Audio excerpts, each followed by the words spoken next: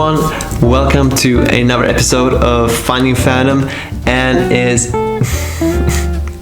Hey everyone, welcome to another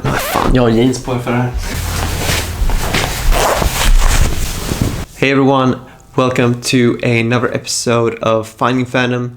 In this one, we are joined by Gabe from Omni Bros Live. And I had such an awesome time talking with Gabe about comic books. He is very open and very understanding, and I felt a kinship with him as he had started to get a new perspective on his own collecting and what he wanted his collection to be. And as you know, within this channel, we have spoken a lot of times about the appreciation of what one owns and what makes us get the next thing and so on and so forth. And Gabe was very open and very rich in knowledge on these things, as I felt that we had a lot of common within our mindset on finding what is personally essential for one's own collection.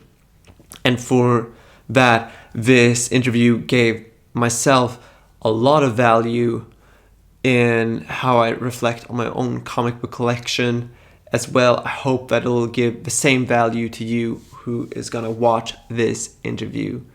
And so, without no further ado, here is Gabe from Omni Bros Live. Enjoy.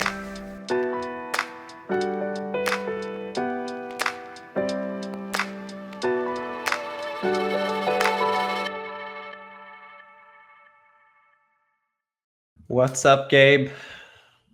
How's it going, man? Thanks again for inviting me on your show, man. This is my first time here. So this is a special episode. This is a first appearance. First appearance That's of right. Gabe from Omni Bros Live. It's going to be worth getting graded. This is easily going to be like a 6.5 grading. 6.5? Too low, man. Too low. This is near mint. This is near mint plus. This is going to be at least a 9.6 with the press, maybe a 9.8. We'll push it to that 9.8 with the press. Yeah. Press and dry cleaning. With the press. So, okay, let's put some pressure on this. Harsh questions and all. Bring it. Yeah. Well, as I told you, these are like interview conversational type of videos that I try to make just to find out what sparks the joy in this comic book hobby of ours. And that's great. Yeah. And I mean, we have had the opportunity to talk years ago. It was on Omni Bros Live, of course. How many times have you been on Omni Bros? Once? Twice? I mean, I know. I don't think it was the one time. No, one time? Okay. But I think that, yeah, because I showed up in near mint condition once or twice and other shows. But yeah, I'm just trying to bring everybody here now to, yeah, I want to form the community on my channel as well. And I mean, I've been commenting on the Omni Bros Live and everything for years. And I always felt like I've been a part of it somewhat because you always answer my questions. Oh, yeah. More or less. Yeah, that's kind of just what Omni Bros has always been about. It's always been about like getting together. When we first kind of started it, dude, I've been on it for like 4 or 5 years, it feels like. It was all about just talking about omnibuses between ourselves and hanging out. And then eventually it just like, we turned it into just a conversation. We would just hang out and everybody would join in. That's what it was all about. Was kind of like how you want to do it. Where this is a conversation where we'll talk about something and then we're going to go completely bat crazy off the rails. And we're going to end up talking about Godzilla movies or, Teenage Mutant Ninja Turtles or, why does Jess wear white socks when every normal person wears black socks? That kind of stuff. Yeah. And it really feels like a good extension just of your own sort of nerd hangout because of course, this was way before the pandemic and everything, but I can just think that it added so much more to people's company with just having people go on and talk about comic books and what else nerdy stuff. Yeah, it was a Votron because we all had our own channels at the time, and we all had pretty good, decent followings on our channels. We all had our own, kind of experience and our own kind of Yeah. expertise. And then it came together and became like a Voltron kind of thing. And then then Geo came on, I came on, Omar came on, and it just built all these different channels into one place where you can get everybody's, opinion and talk about comic books. And that's all it's all about. It's just the love of dead trees. It's just the love of comic book paper. Yeah. Really, when you step back and look at it, it is what it is. Mm-hmm. That is. And yeah, as you said, Voltron, it really just the ultimate assembly of graphic novel collectors, really. Exactly. That's that was the fun about it, for sure. Because another side of it is also, of course, the single issue comic collectors, because I've seen similar communities come together like that, but it's really some of their own, because there's different styles to collect it and display it and everything. Yeah, that's what's fun about it too, is everybody has a different way of how they want to display their collection, what they're collecting, how they want to organize it, things like that. So that's what's great about people like you who ask questions. Like, everybody wants to know, or they have their opinion, or they have something to share. And I do it this way, you do it that way. Oh, you do it that way? That's I should probably think about doing it that way myself. Oh, that's a good idea. Or no, your opinion sucks. Like, you're a terrible person. Stop telling me to do that. It's community, like you're saying. It's not just one person. It's everybody involved, and we really involved the chat like a lot. We really involved the chat. We try to bring people on from the chat too. And, it's just it's not just about us. It's about let's just talk about different collectors and different ideas and all those kinds of things. We started doing those shelfies for a long time. We did shelfies for like a year, where we were just showing off people's displays, and it just got out of control. Like, we had to end up just stopping it, because it was like, we just can't do it anymore. It just, we had like 200 emails or something like that. It would take all year. It wouldn't be any other topic almost if. Yeah. We used to do like 2 or 3 at a time, and it was just like, that just ended up being the whole show. So we had to kind of trim that back, and and things of that sort. And if we got to the point where people would be in the chat, and they're like, "Oh, that's my collection." It doesn't look like that anymore. It's totally different, because it just took so long. Yeah. It was just, we finally got up to him. He's like, "My collection is totally different. I sold that, and then I got new things to list, and I got new shelves," and so it became outdated, and that was unfortunate. But it was the greatest thing. It was a huge outpouring. Fantastic idea. Mm-hmm. And I mean, I was on that side of the experience of sending in my photos and everything. I remember they were so low quality, you couldn't zoom in to see any detail at all of it. So I had to send you another one. Yeah, we had to learn. We finally saw it. And that was right after, of course, I've started to purge my collection. So, of course, it didn't look like that anymore. Exactly. So you started purging a little bit too, huh? Yeah, I mean, going into minimalist type of lifestyle, of course, doesn't mean that I purge everything out of my life. I still keep the stuff that I enjoy. Mm-hmm. And I started taking that up with more and more of my videos as I become more opinionated openly about it within my videos, because I was silent as a mouse for 8 years, just hauling comic books and whatnot, but now finally starting to put out some views, not only on the books that I read, but also in the way that I collect. Yeah, and that's a downfall a lot with the collected edition, the omnibus collecting kind of community, is you get into that buying kind of habit of, I need to buy, I need to have a haul video, hauls, and it ended up just becoming, I got more stuff than I'm ever going to read in like 6 lifetimes. And a lot of it you kind of buy out of like inertia or habit, or just FOMO, or just to kind of keep up with everybody else. So, I fell in the same boat you are right now, where it's like, I need to just kind of make room and keep the best of the best. Yeah. And, all the kind of the Chad, separate the Chad from the wheat. Get down to what I feel is essential, that should be archived, that is special to me and is, the best of the best. Yeah. And of course, you don't really have to mention any title because everyone has different opinion on what's the best of the best. But Yeah. once you get into that mindset on your own, it gets so much easier actually taking one book to the side and say, I can leave that behind. Thank you for your service. Yeah, and it's one of those things where it becomes fun again. When you fall into the FOMO, you fall into the buying habits, you fall into the hauls. It's not fun. There's a different, I don't know, like sickness involved. Like it became a duty. I'm supposed to. I am Omni Bros. I need to make sure I have a haul ready for every Monday show. Things like that. But it just kind of took the fun out of it after a while, where it's like, I'm not reading it. I don't really need it. I don't. Why did I buy Flash? Like, Flash 52. Like, why did I buy that? Like, God, who tricked me? Who got into my mind and tricked me into buying that? So when you do start purging it and you start making it about you, like you said, which is perfectly said, everybody's different. Like, you might think Flash New 52 deserves to be in your collection. Great, awesome. Collect the way you want to collect. Love what you collect.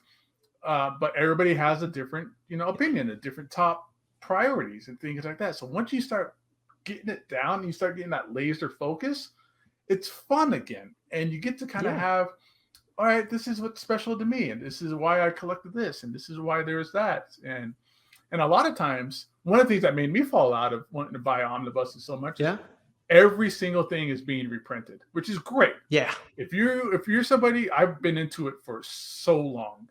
So I had all the big major crazy whales because that they were never being reprinted. Oh great, I got the big books. I got all the books I need.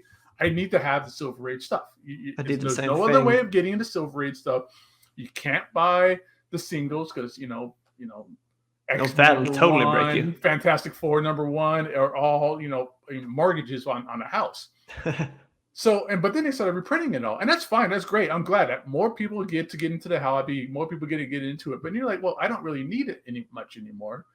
It's Silver Age. You realize, Silver Age is kind of gross. And then so if you get to sell this stuff off, then you could buy the big books that you do want. You kind of turn an everyday reprint omnibus into one that will never be reprinted, maybe. So you kind of get to buy more comics with that comic.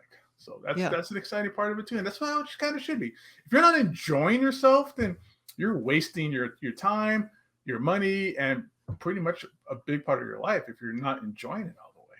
Yeah, because for the longest time I was going automatic. Mm-hmm. It was let's see here. So I live in Sweden, as you know, so across the Atlantic. So I didn't do a weekly purchase from in-stock trades because I wouldn't get a free shipping anyways, and I couldn't keep up with extra 2% that you get. Mm-hmm. So a monthly buy was something that I could get by. And so checks comes in from work, and so automatically, okay, I have the money, so let's check out what has come out this month that I'm interested in. And it was pretty much, the scope was so wide in the beginning before you got into this. It was pretty much, okay, what from Image has the word hardcover in it? Not the title. What is printed in deluxe size hardcover from Image? You search hardcover. Yeah. And others maybe can see themselves in that. And what has the name Omnibus this month or this week? And it's no further questions. Just getting it in because someone sometimes said something good about it. Right. And then you just fall into buying it just because you wanted to buy it. And you're like, I've never read it before. I'm dropping 100 and, for, I don't know how much you had to pay with shipping and whatnot, but it's plus 50. Yeah. So you're paying extra money. You're paying money for something I don't know if I'm going to like, yeah, I'm going to experiment and take a chance on $150 omnibus. I mean, that's why America we get for half off. It's like $75, but still, it's $75, and you don't do that just once. you're going to do that 3 or 4 times on an order. So Yeah. adds So up. that's the thing that I sort of found scary about in-stock trades. The free shipping that makes you spend at least $50 per week. Mm-hmm. And then if you want to keep up with the extra 2% that you get for being a, let's see here, what do they call it now again? The loyalty discount. The loyalty discount, exactly. So if you want to keep that up, so every 4 to 5 weeks in the month, you spend $50 at least. Yeah. And that makes that your budget is at least $200 to $250. And it's probably more. Right. And then, so that's at least 1 to 4 omnibuses, at least, or at least 4, whatever it takes you to get to $50, a handful of trade paperbacks or whatever.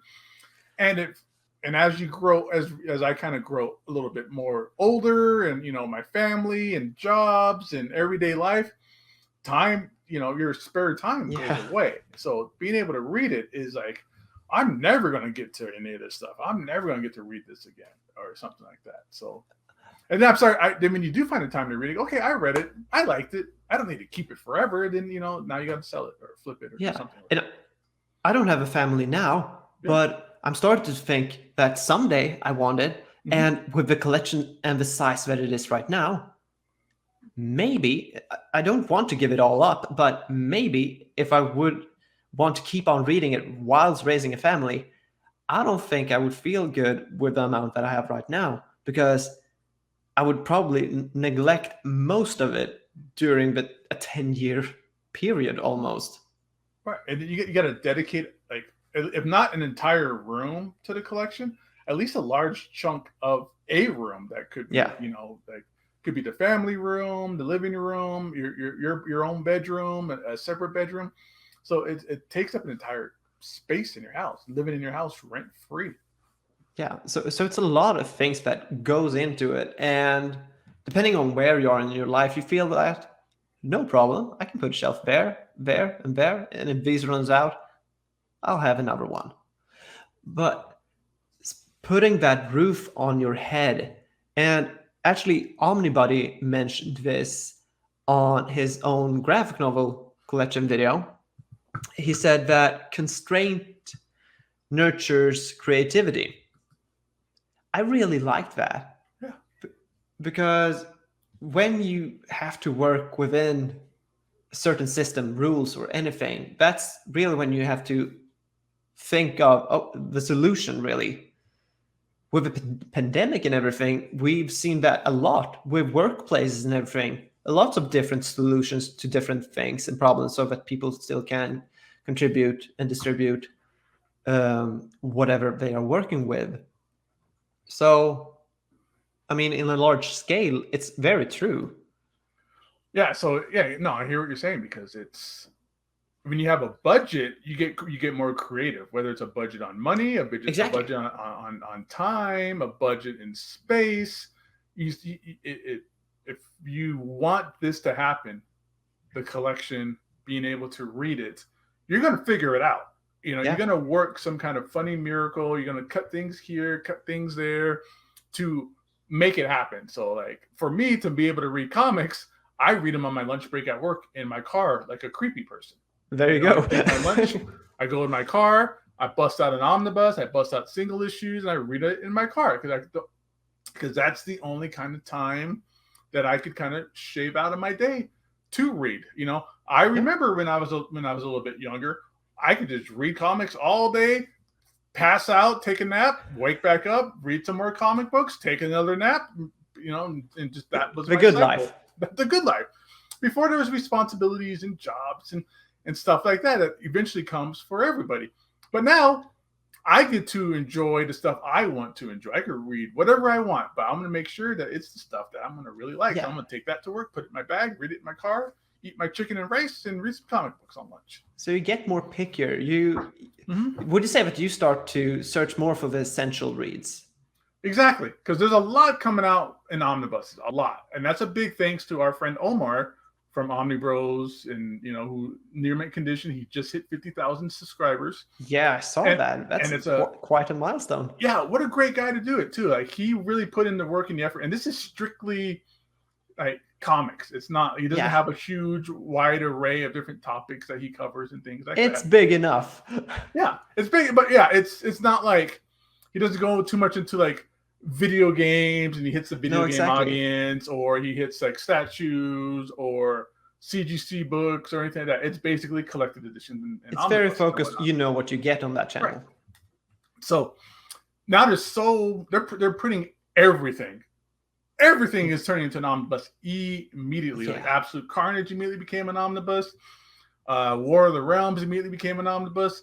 Empire, even as it came out yet, but immediately that became an omnibus. So there's so much of this stuff coming out, and you're like, I don't need that. I don't need that. I don't need that. I kind of don't have much shelf space left. So let me just fill in with the good stuff. I don't want to take up valuable, space back here with, Thunderbolts if you're not a Thunderbolts fan, Mm-hmm. So it's like, all right, well, let's get the stuff that I really like. So I haven't bought an omnibus in a while. There just hasn't been anything that's, to me, because you have those standards. Because you finally start to set a bar. And as you said, everything is getting an omnibus now. And I was thinking about, like, let's take this to the side a little bit, just like your phone. Maybe if you have an iPhone or a Samsung or something like that. Yearly updates, new models every year, if not every 6 months. Yeah. And the problem with phone is they're never going to stop. It's always going to be the new model. Mm-hmm. But going back to comic books, we know what models we have. We have a trade paperback, standard size hardcover, oversized hardcover, deluxe edition, absolutes for DC, of course, and omnibus. Those are the 5 standard ones, at least. Right. And then there's other specialty sort of editions, but we'll focus on that. If you know now, as you said, pretty much anything goes into omnibus, whether it's sooner or later. I'm starting to think, like, if there's a story that I'm gonna read, I'm gonna start waiting till that omnibus comes out, even though if the deluxe hardcover is solicited tomorrow. I mean, with enough time, maybe even that, we'll get an omnibus.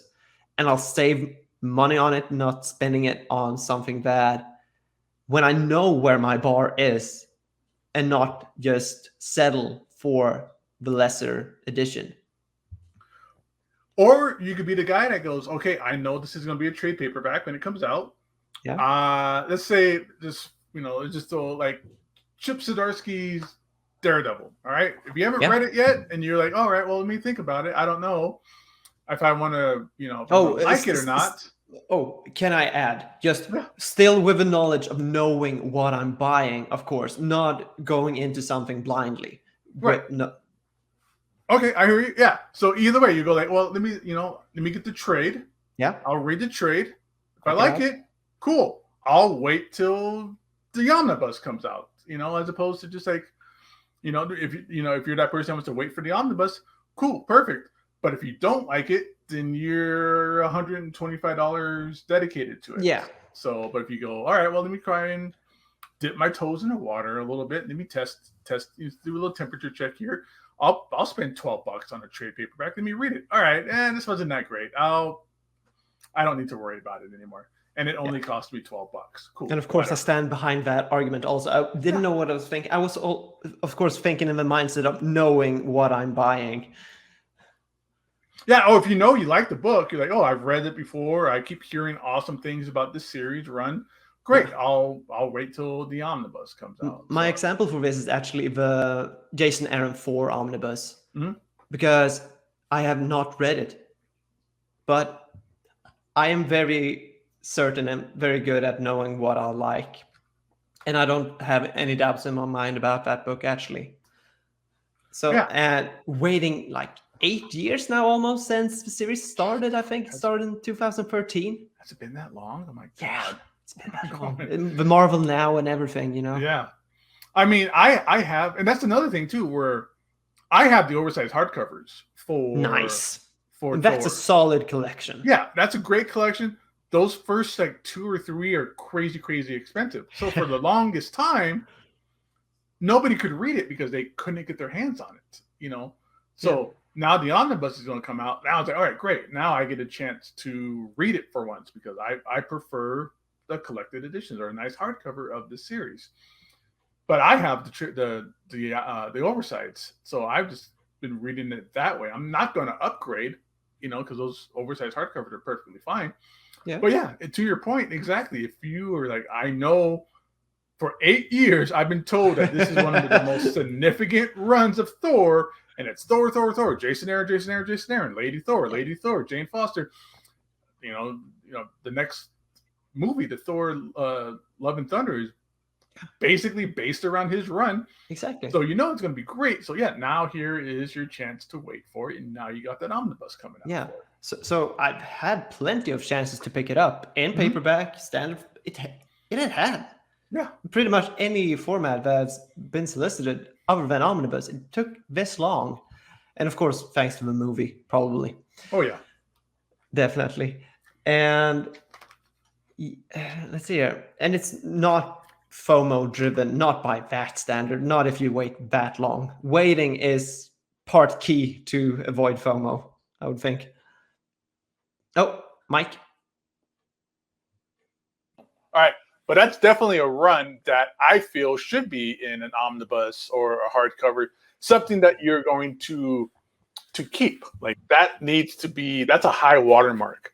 Yeah. It's for Thor. For Thor, it's like Walt Simonson.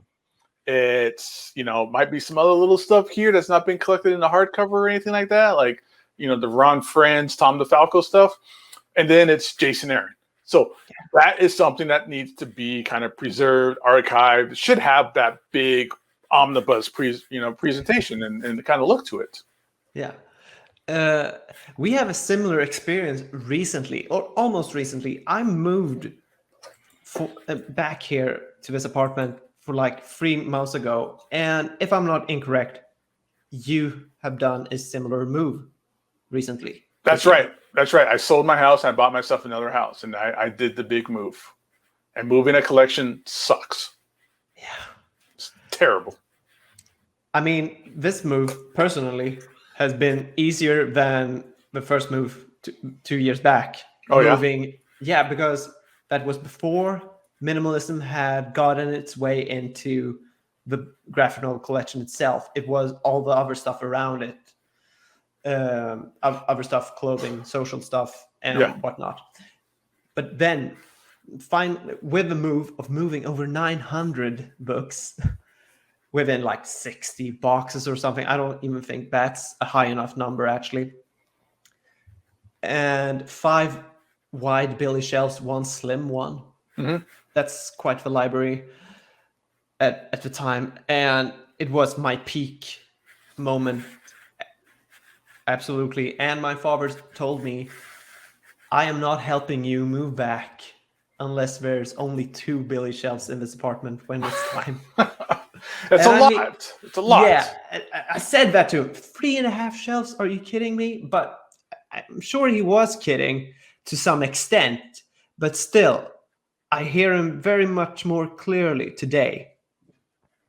And I should thank him for it because I did it. I got rid of 3 big billy shelves and a small one, along with the books that were placed within them. How'd you get rid of it? What'd you do? I burned it all. No. Whatever it takes. No. Don't do that. But no, I sold it all on the Swedish eBay site called Tradera.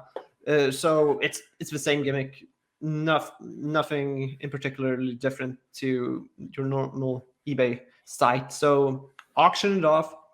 Some books week per week, but this is the thing. I took my sweet time doing it. Like I said, 2 years away studying, and it really started with the urge of me wanting to reread my books. This started really 6 months before I moved, but I wanted to start read my books. I bought too much books, so I was in the mindset I want to read all the new things before I go back to the old stuff.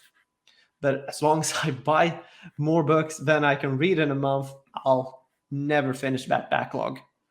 No, and so it just gets bigger. That pile of unread books just gets bigger and bigger and bigger. Yeah. So unless you change something in that, you're never gonna look back to the collection. And then what is the meaning of having them waiting there for you? That's the big question for me. Yeah. And you realize moving, because I moved, like we just said, I moved too not too long ago at the beginning of the year. And I had to move, I got 2 Kalexes here. I had at my other house, I had like 4. I had like 4 Kalexes. I that's just as much books as I had. And it's crazy. Same space. Yeah, Definitely. and I couldn't move. I have it's 2 of these big 4x4 Kalexes, or I had 4 of these big 4x4 Kalexes. Yeah. And then so all I have left is this 2, and then a 4x2, so like a smaller one. And that's where all the epic collections are and things like that. But when I was moving, I was like, I'm not moving these other Kalex shelves. They're just going to stay here. They are now a part of the house. It's just I ain't moving it, because it was upstairs in the attic kind of thing. And I was like, I'm not. Oh, you build them up there. So yeah. So I built them up there, and I'm not going to unbuild them and bring it back down to move them and then build them again. It's such a hassle. I could just feel the sweat in my mouth just thinking about doing it. It was the worst. Yeah. And then you realize that, and I did the same thing kind of like where you were, like, when I moved, it was the house stuff. It was the family stuff. It was my wife's stuff and my kids' stuff and the appliances in the refrigerator and all that kind of fun stuff and all the furniture and all that. And then my collection was an entire move by itself that I did alone. I did by myself. Not because nobody didn't want to help me or anything like that, but I was like, I'm going to move this by myself so that nobody gets discouraged, because people get discouraged handling your collections because they don't want to drop it or break it on accident or anything like that. So they get kind of discouraged. So I was going to leave that alone and not have anybody get anxiety or worry about, moving my stuff. So I moved, and it was an entire move by itself. It was a day of just me and a U-Haul just piling the stuff in. I had all these diamond boxes. I went to before I moved, I went to every comic book store in town for like 2 months, week after week after week. And I was like, give me your boxes. Give me your boxes. Because I know you just throw them away. So give me your boxes. I just had a stack of boxes. And so it was an entire move in itself. And you realize, I was opening them up and I moved. I go, this entire box is stuff I really don't care about. Mm-hmm. And it starts becoming like a burden. And that's a question I asked myself. And a job almost. And it's a burden. I don't want burdens. I don't want to despise this stuff and be like, I don't want to move this again. I mean, that's when I started to ask myself, are these books worth their weight, literally? Right. Because is it worth the pain? Is it worth the sore back? Is it just worth the effort, the sweat, the manpower? Again, it was an entire trip. So it was an entire U-Haul that I had to pay for just to move this stuff. So when I moved, it took 3 trailers to move all the things. When I moved back, and then also taking to my girlfriend's stuff with her as well, it took 2 trailers. I sold a whole trailer worth of stuff. Yeah. And then, I've been doing it too. I've been selling this stuff too, like on eBay and privately on my Instagram and stuff like that. And I've been turning it into stuff I want. Yeah. Right? Oh, the collection now.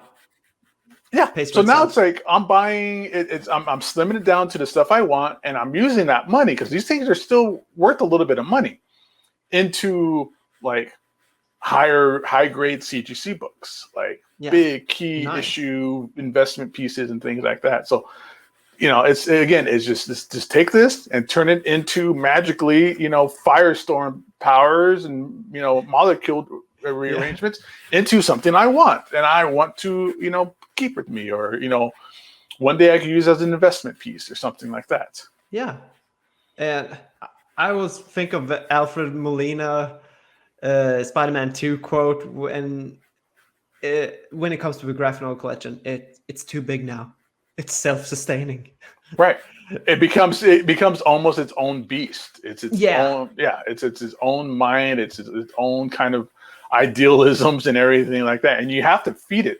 It's like that damn Venus Flytrap from dang it, what's that one movie? I haven't discussed this. I didn't know what movie I'm talking about. It's okay. I'm going to look it up, damn it. But yeah, you have to end up feeding it. You got to feed it. You got to sustain it. You have to keep it a part of you, all that kind of stuff. Little Shop of Horrors. There it is. Little Shop of Horrors. There we have it. And one thing I was thinking about when you said it becomes its own beast, almost a monster almost. I was thinking about, I made this video when, let's see here, it was how I mix minimalism and collecting and how it works for me.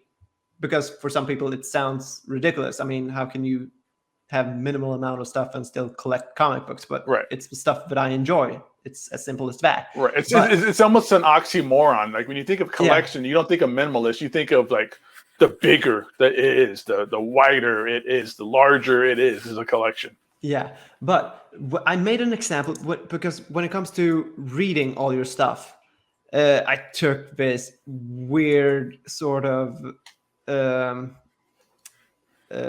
comparison to doing your dishes. And I mean, I have a certain set of plates and knives and forks and everything. So enough for 6 meals. And then I have to do the dishes because otherwise I won't have anything to eat. That makes sense. I hear you. Yeah, I see where you're going with this. Okay, so I could buy more plates and knives and forks, but then the dish pile would grow up even more. But if I ignore it, just buy a new stuff. But if I actually turn towards it and I just pay attention to what I have, read it and everything, then I won't have to stare at this huge dish pile or this huge reading pile, which has become its own beast and that I don't want to face. All right. And it's just going to get bigger and bigger because you're like, you know what? Instead of me washing this, I'm just going to buy another dish. Exactly. Yeah. So... yeah, I guess I had a point there. No, that was great. No, I heard exactly where you're coming from because it's like dishes. It's like you don't need, but you don't need 50 plates and 300 forks. Exactly. But of course, doing the dishes. I mean, reading your comic books isn't a chore like doing the dishes, but with enough backlog, I think anything is a chore.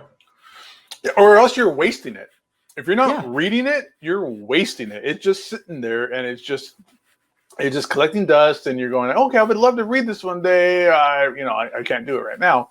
Yeah. And you never get around to it, and you miss out on a lot of stuff. Or you go buy another book that you do want to read, and you're willing to read it right then and there, and then you're still not reading the other stuff. So it's this weird kind of motion and this really dangerous lifestyle to get into of I'm just going to keep buying and just not read all of it, and then I'm never going to be able to read any of it, and none of it's even. You're literally sitting here and you go, "That's $100 bill. That's $100 bill. That's $100 bill. That's $100 bill." Yeah. You know. So, Gabe, when did you have this change of heart? Because I mean, for a while, just like me, it was buying the next book. It's realizing that it was actually when I decided to read an omnibus. And here's some of the things that kind of makes things a little bit difficult for me. I'm sitting in my bed and I'm reading an omnibus. It's the Thunderbolts omnibus that just came out not too long ago. So I'm sitting in my bed and I'm reading it and I'm like, this isn't comfortable. Like I forget how difficult it is to read an omnibus. Like you have to, but you can't just lean back, and you have to like put a pillow on your lap, or you have to, I've seen people who buy like an entire reading stand. Like you have to buy a piece of furniture to read your books. So or again, like I said, reading it in my car, I'm like, I can't, you can't just hold it in your hands. Honk the horn. Oops, I honked the horn, or you just, your wrist starts to hurt, or you're just like, so it's like, I don't even understand why I'm doing this. So I kind of get more into the idea of like, these things aren't readable a lot of times. The bigger they're getting. There's some ones back here I got that are easily readable. Most of them are. All right. The Daredevil stuff and things like that. But when you start getting into like some of these Batman books, Jack Kirby's Fourth World, Blackest Night, it's just like, you have to get like a piece of furniture to read it, and that's just ridiculous. I get it. People like bigger omnibus. They always I want it bigger. I want it bigger. And they're doing it. These publishers are doing it where all of Why the Last Man is in like one omnibus, or all of Ex Machina is in one omnibus. Everything's in one omnibus. And I start realizing, like, it's nicer if you kind of, if I break it up, like these oversized hardcovers, easily readable. I could just read it wherever I want. I can read it in bed. I can read it on my couch, and it's not a burden. Again, a burden. So that's when I started having to change the heart of like, these things just aren't that readable, and I have to read it on like a table, like my dinner table, or if I do want to read it in my bed, I got to bring a pillow with me, or things like that. So it becomes a bit of an effort to read it. So that's when I was like, you know what? Some of these things are just too big. I'm not going to be able to read it. I need to just kind of just forget about it. Like it's not fun. It's not fun if I can't read it the way it's intended to be. Yeah, I totally hear you. And again, that move did the same thing. Where it's like, I just moved these things for like the third time. Like I've been collecting these things forever. So I've had one house, I moved to another house, and then I moved to this house. I've moved this collection 2 or 3 times. And every time it's just like, I don't want to do this again, Yeah. So what do you want your collection to be? If you would describe it with your own words. So I want my collection to be something that is, I don't want to say a museum, but something where it represents me as a comic book collector, me as a comic book reader. Here is the best of the best. Here is the pinnacle. Here is the stuff that's easily the reason why I got into collecting collected editions in the first place. When I was collecting and reading single issues, is I can't get some of this stuff. Mm-hmm. And some of this stuff should be archived. Some of this needs to be on the best paper in the best presentations, like the absolutes. It's the best of the best. And then again, they started putting it into everything. And it kind of dilutes that feeling of the best of the best. Of being special, yeah. Of being special, of being pertinent, about being significant. So I want my collection to kind of just reflect, here are the things that I feel are significant. So things like Why the Last Man, things like Watchmen, things like Transmetropolitan, things that if I look at, I go, I remember when I read this, or every time I do read this, I get a certain feeling about it. Yeah. Bendis' Daredevil, that entire Daredevil run, that volume 2 Daredevil run from, Kevin Smith all the way up to the Brubaker stuff, where it is just this legendary run. So I would like my collection to kind of filter itself down to that legendary stuff where it fits on, I don't know, maybe 1 Kalax, of the best of the best, or everything on there is, the greatest hit. It's a banger. It is, important. Yeah. Not to throw out labels really, or label you, but would you find yourself more comfortable with essential more so than completionist? Yes. Yeah. I would like my collection to be the essentials. The essentials. And of course, the personal essentials almost. Of course. Yeah. Who's to say what's essential, right? It's going to be different for you. It's going to be different for me. It's going to be different for the next person. But yeah, the things that I don't need to have every Spider-Man omnibus.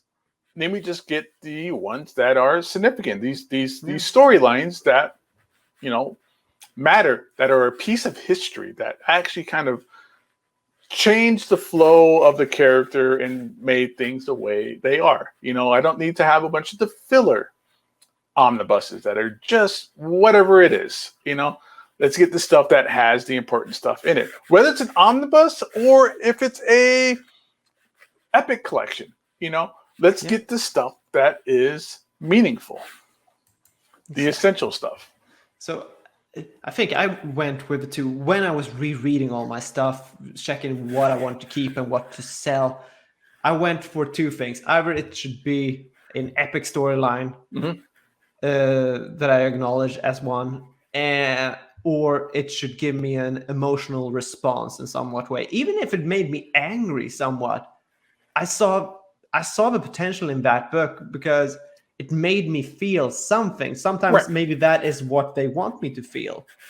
Yeah, and that's good. I agree. There'd be something that sparks something in you, not something mediocre that's kind of forgotten. It's either I love it or I'm mad at it, which doesn't always mean a negative thing. It's just that it caused me to feel this way about it. Certain things like what's that one book? Day Tripper. You read Day Tripper, you're gonna cry. You're gonna ugly cry, snot down your face, all that kind of stuff. And that's something that, I think should be in an absolute, something that is to be archived and on the best paper and, in the best presentation kind of stuff. Yeah, definitely. Day Tripper, great example there, actually. And again, they're omnibusing everything. So, but they're leaving out a lot of significant stuff. There is a zero ghostwriter. Whether you like ghostwriter or not. We have one, but that's way out of print.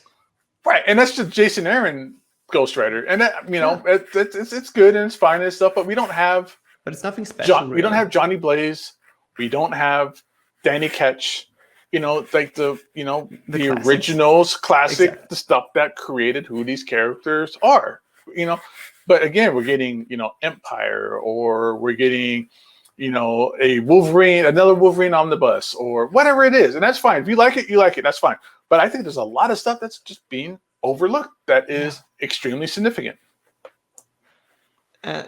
Just pushing out a random question. This is no attack. I usually have to mention that before I post it. Do you know how many books you have, Gabe?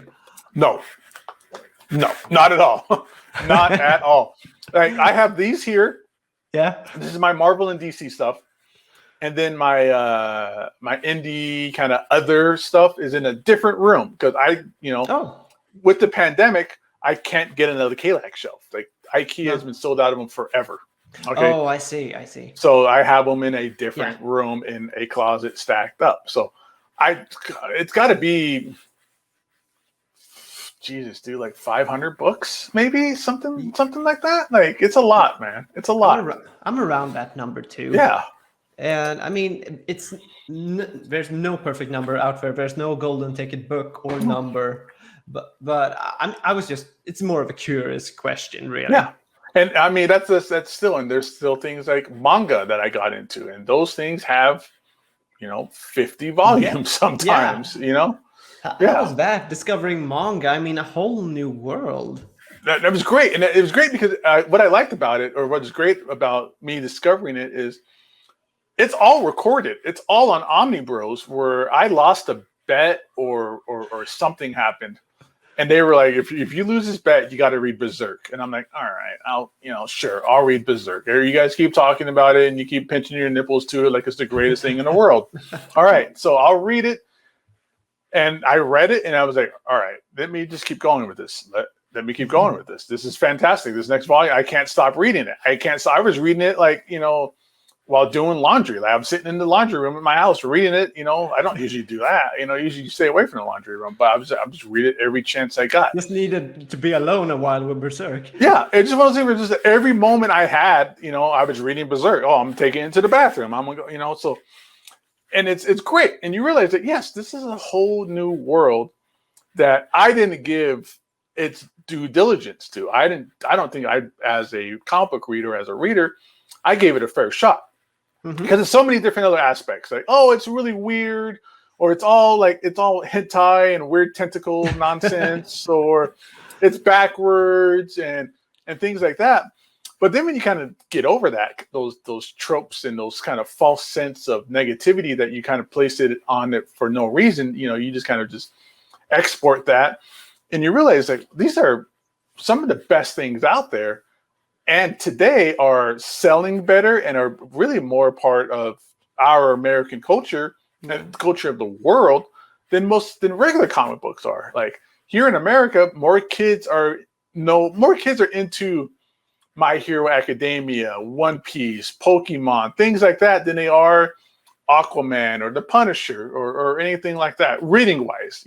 Yeah. Punisher, Aquaman, Spider-Man, all that stuff is a part of the culture in the world, but based on the movies. But the actual things that they want to sit and read, are turning more into, My Hero Academia and Attack on Titan and things like that.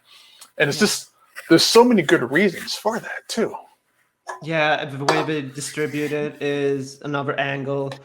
The shows themselves, and yeah, it's turning a face towards the younger audience, like comic books somewhat doesn't do. I mean, the main comic books are written for a older audience. Yeah, and even the manga, like the animes are reaching out everywhere. I mean, it's it's not just for like little kids. It's no. 20-somethings and 30-somethings and 40-year-olds, because you can get invested into a manga and then watch the anime, and it's like, oh, it's the same. It follows the same story. Oh, the Demon Slayer. Demon Slayer ends on this one part on season 2. All right, I'm going to see what happens next. You can pick up the omnibus, or you can pick up the little mangas, and it's the same story. You can continue reading it and get invested in it, and you can continue with the story. Yeah. With the MCU movies, it's not. They're great, and they're some of the greatest things that we ever had, representations of comics. But you can't watch like WandaVision and be like, I want to know what happens next. You can't go to a comic book store and pick up where it left off, because it's a different story. Endgame, which is based off of Infinity War, and Endgame is based off the Infinity Gauntlet, and you go, I'm going to know what happens next. You're like, well, I don't know what to get next, because it's not the same thing. You can't just go, oh yeah, Infinity War is over, Infinity Gauntlet's over. Now you get to read Adam Warlock and Infinity Watcher. They split up the gems. It's not the same thing. No. Mangas are like $10. Perfect. $10 all day long. No big deal. You get it for a discount on Amazon or in stock trades or wherever. It's $6. So there's all these different avenues to it, where that's what is really driving people to read manga these days. Yeah. And it's really a whole different video, but talking about what could American comic books do to sell more if they would go more of a Japanese approach, maybe turning all of their comic books black and white. Maybe if that's an approach, I don't know. Starting to sell more collected editions. The size maybe can differ always or almost. I mean, like I said, it's a whole different video, but it's an interesting subject, really, on what could we do to widen our range of American comic books. Yeah, you could title it, "What is American comic books doing wrong?" and talk about how they can just follow the manga style of certain things. The pricing, the way they're put out, it's a singular storyline, where it's not like, oh, I gotta go. I just finished One Piece volume 50. Now I gotta go find Inuyasha volume 25 because it crosses over, or things like that. So there's a lot. Yeah, you're right. It's a totally different story. That's a totally different topic for an entirely different video. But it's interesting. I'll gladly take it up with you another time. Yeah. And another regular question I have, just because of, as we talk with the industry and everything, last year, buying stuff from in-stock trades has been wartime at 3 p.m. When the new solicits comes out, or when the new books comes out, I mean. And a lot of books gets bought out of FOMO. So what is your best advice to avoid FOMO, if any? The best thing to really, FOMO is hard. FOMO is a different type of like mindset that you fall into, where you feel like you need to get this, you feel like you need to get that. And really the only way to avoid that is to avoid the people that kind of push it. And I'm sorry, YouTube channels, Omni Bros ourselves, we, it's not that we push it, but we talk about these kinds of things a lot. Oh, here's what's coming out this week. And oh, this is a really great book. You guys should get it if you're into it. So you kind of fight into that FOMO stage. And that's one of the downsides of the community, is that whole keeping up with, the old saying, keeping up with the Joneses, keeping up with the next person. Yeah. And that's really the best way to avoid it. One, I mean, choose the content that you're watching that influence you to buy more stuff. Right, exactly. So find the content, find the people in the community, whether it's on YouTube or the Facebook groups that you're in, where It's more about not buying and buying and buying and buying, where it's like, okay, it's more about this discuss the stories and the topics and the themes. Another good one is have a budget and stick to it. Right? Have a budget and stick to it. It's hard, but that's going to be the biggest part of it. So like, hey, I have, I don't know, $60 a week to spend extra on omnibuses or collected editions. All right. So now that gives you one, maybe two that you can pick from. And again, we were talking about how, be creative with the kind of smaller budget or constraints that you have.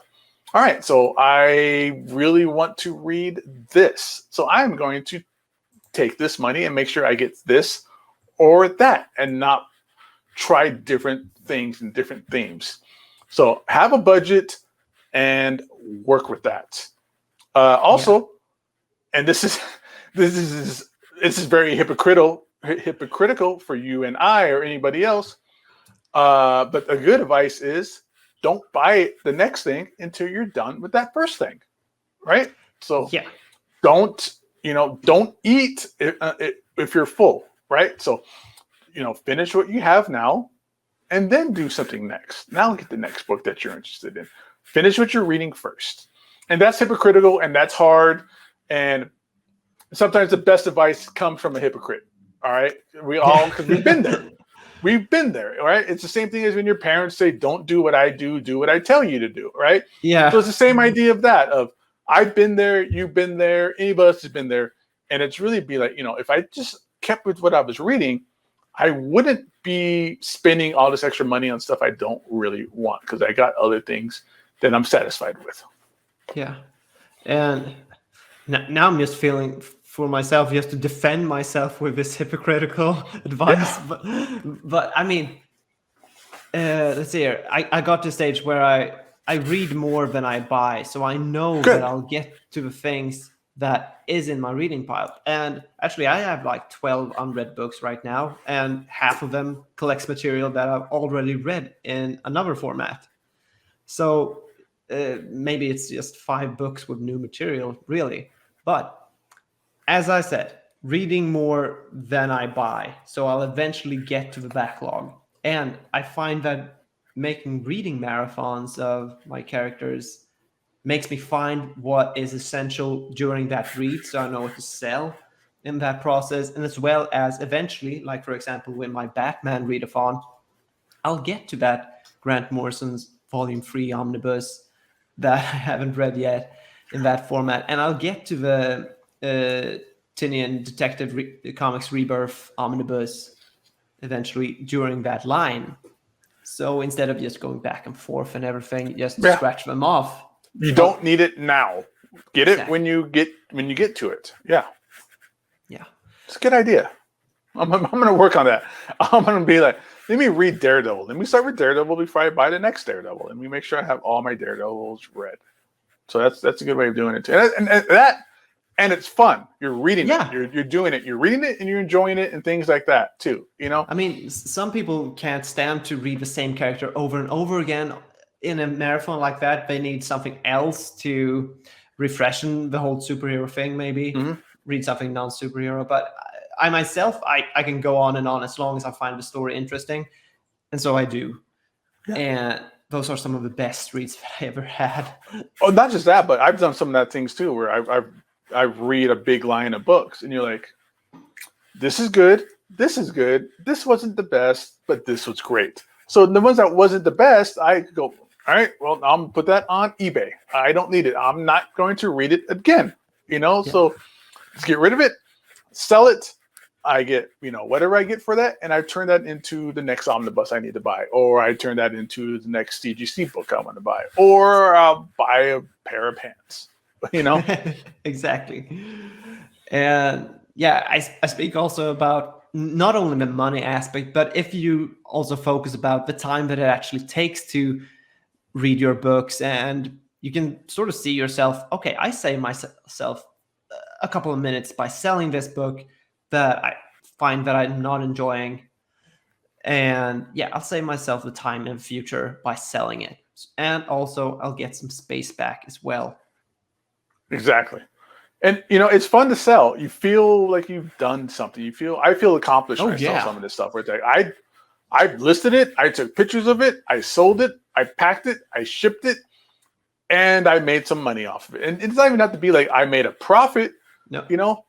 I buy an omnibus for $100 and I sell it for 80, but I sold it. I read it, so I got what I wanted out of it, and I got some money back in return for it. Exactly, so, that was extra bonus.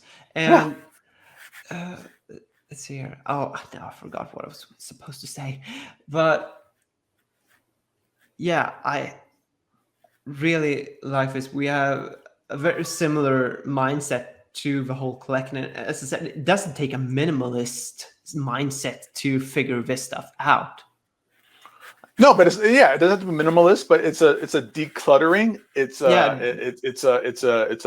purification. It's a purge. And then once you start selling, you're like, I want to do that again. I'll sell some more stuff. That was fun.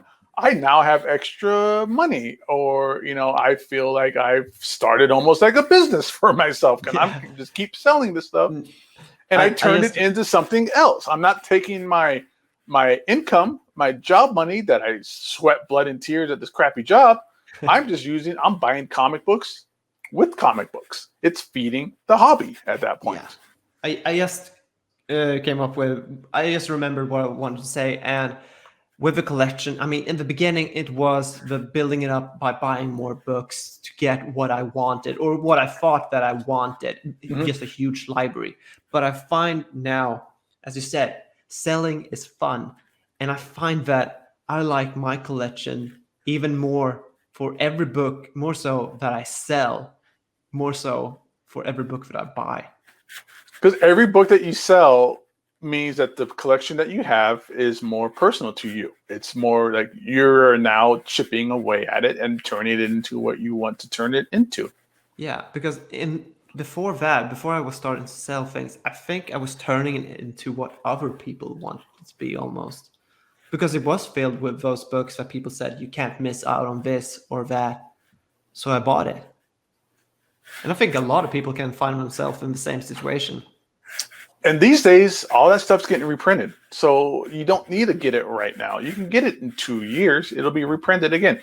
I remember when the Annihilation Omnibus, if you had the Annihilation Omnibus, people would be like, holy crap. That guy's got the Annihilation Omnibus. Whoa. And nowadays it's like, whatever. Like, wow, they reprinted it 3 times since then.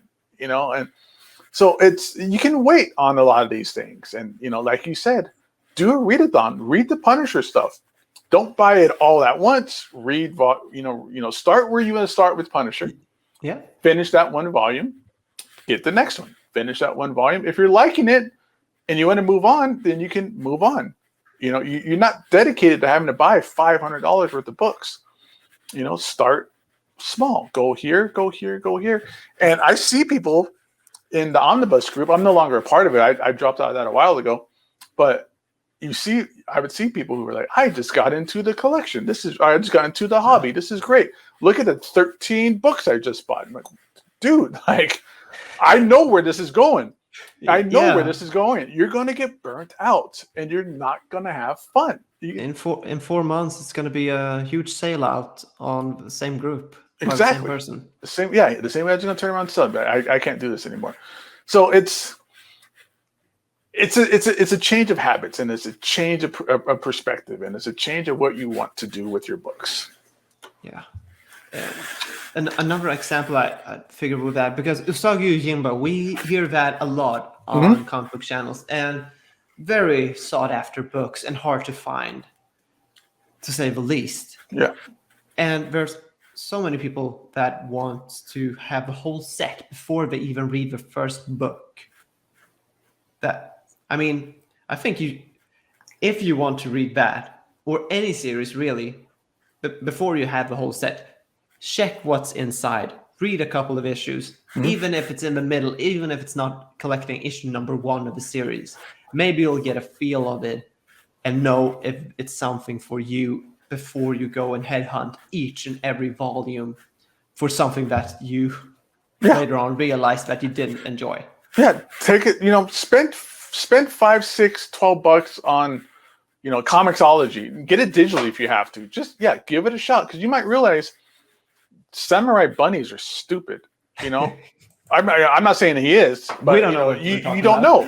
It's one of those Cheshire Cat situations where this could be the most significant, important book in my life, or it could be just hot trash. So there's a lot of Schrodinger's cats out there in people's collections. It is, and then like you said, when people want to, I have to start from the beginning. It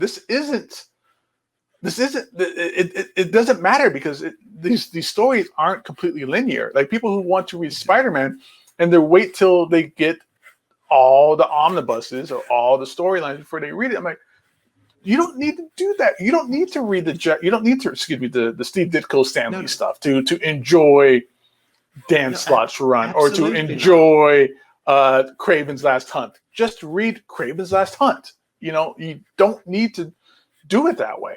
With stuff like Spider-Man and Batman, the number one doesn't matter, as we said.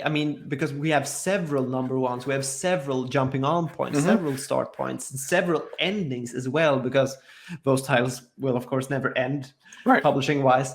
But we have several jumping on and off points. And none of it matters to the other side of it. Stanley, Steve Ditko stuff. You don't need to read all of that dorky Silver Age stuff to enjoy Dan Slott's run, or to enjoy Superior Spider-Man. It's like you can jump in and watch South Park or The Simpsons.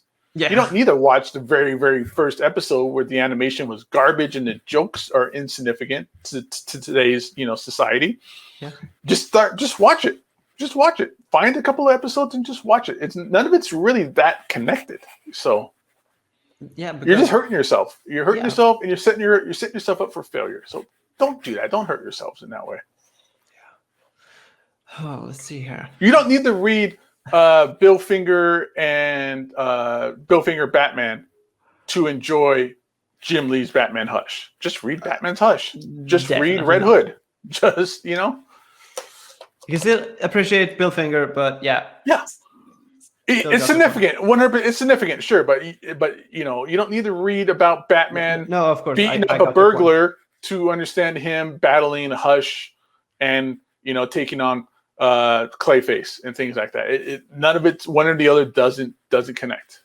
Yeah, you're talking about 80 years worth of books, and you don't need to read 80 years of stuff to do that. No, that's crazy. Because then you can give up on every other thing that you wanted out of life, probably. You're going to burn yourself out, because that Golden Age stuff is rough. That Silver Age stuff, Silver Age DC stuff, to me, is even rougher. It's all kind of corny and hokey and very Batman 66.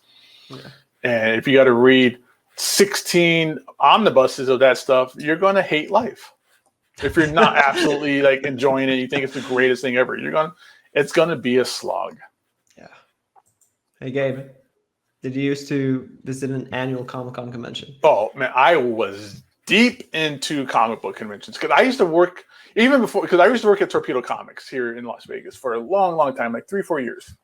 But even before that, San Diego Comic-Con, I've gone to San Diego Comic-Con from 2001 till about 2018. I went every year. Damn. Every year I went to San Diego Comic-Con.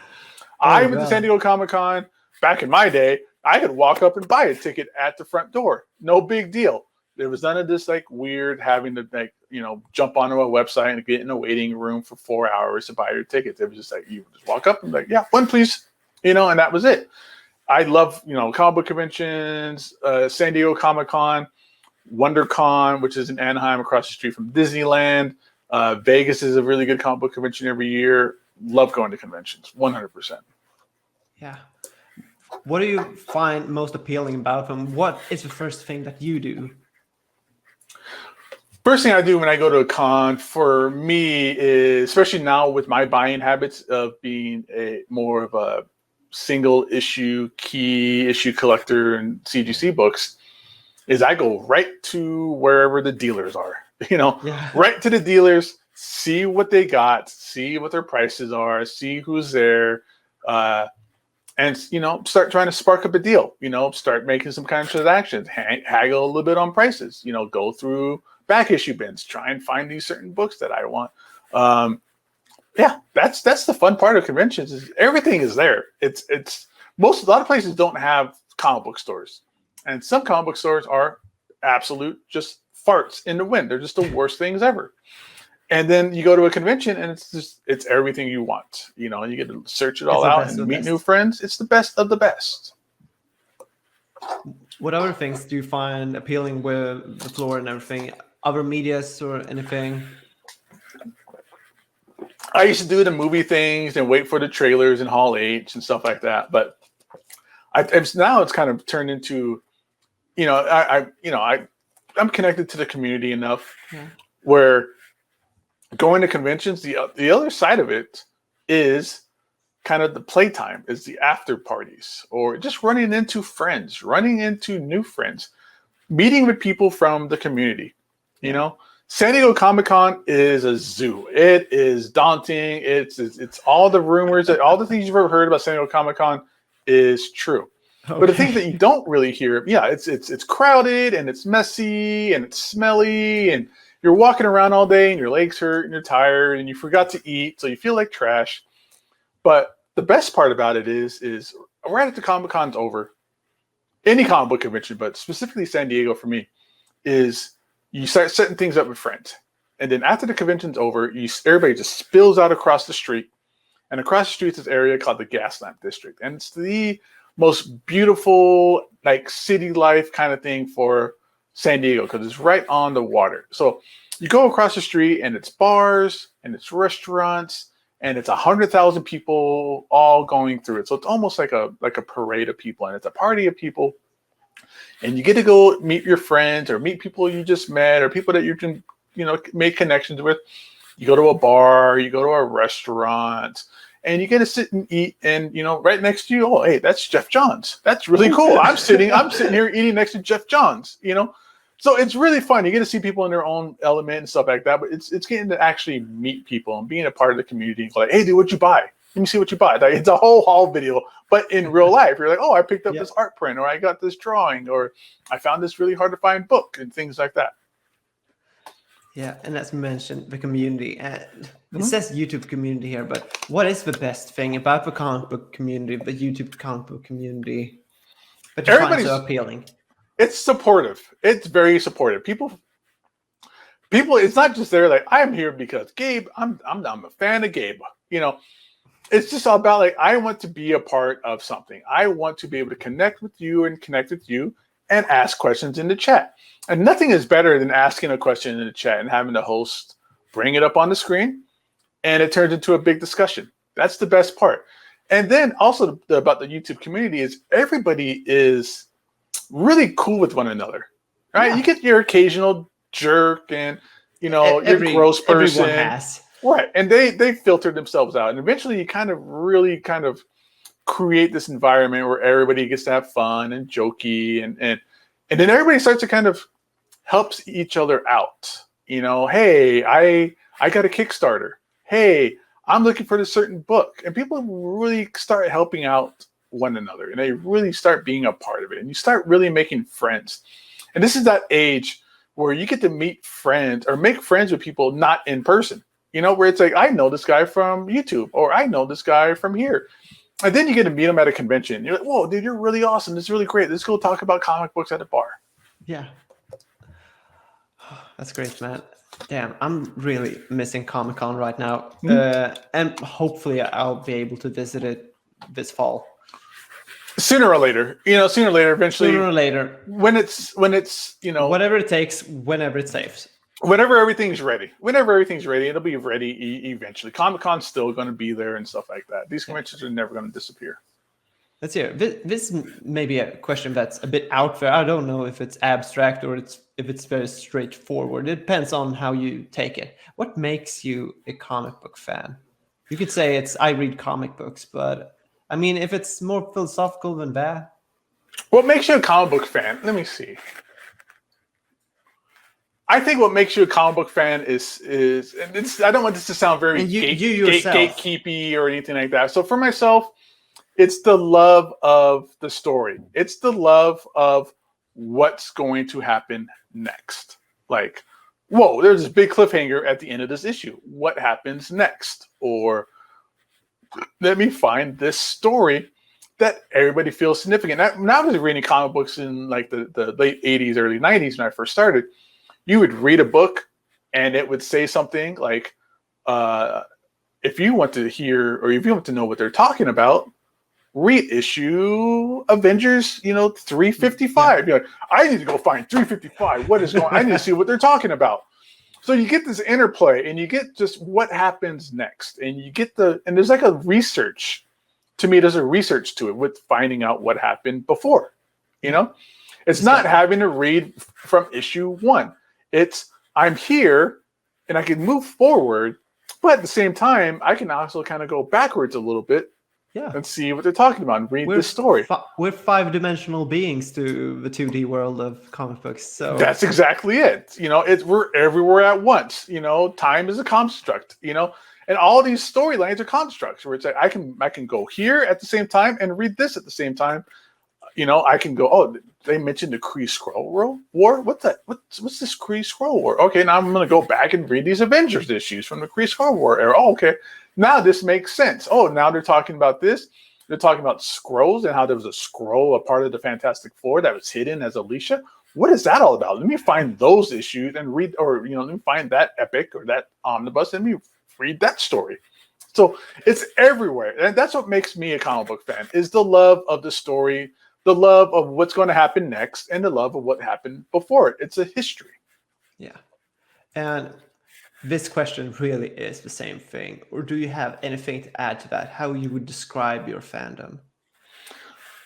My fandom is that of wanting to be a curator of history, of this history, of this medium, of this important, significant characters and storylines. And that's what it's all about now with purging the collections is let me be a curator and have the important, significant storylines. And as a key, high grade comic book collector as well, let me have the big issues. Let me keep the big issues. Let me have displayed the significant issues of the Fantastic Four, of the X-Men, of Batman, the things that really kind of hit home and change the medium as it is. And that's my fandom, is wanting to be a part of where these big changes turned and these turning points occurred. That's great, man. I have one more question for you. This should be the easiest one to answer also. Where can people find you? All right. If you want to find me, guys, thanks everybody for showing up here, for watching this video. You can find me on Instagram. It's Ninja Comics _. It's silly, but Ninja Comics _ some person squatting on Ninja Comics. You can also find me on Omni Bros Live on YouTube with all my buddies talking about all this kind of cool, fun stuff. And if you want to buy stuff, you can find me on Whatnot, the Whatnot app, also as Ninja Comics. I'll make sure to have every link down in the description for all of you that are watching. And Gabe, I just want to thank you, man. Thank you for doing this with me. I've had a really fun time talking with you. Oh, man, I'm so happy we found the time to make this happen. We were talking about it for a while, and we were able to kind of shave out the schedule. Yeah. And it was absolutely worth it, dude. So this is great. I appreciate it. Totally. Thank you for doing this. Thank you all for watching, and we'll see you in another video. Bye-bye.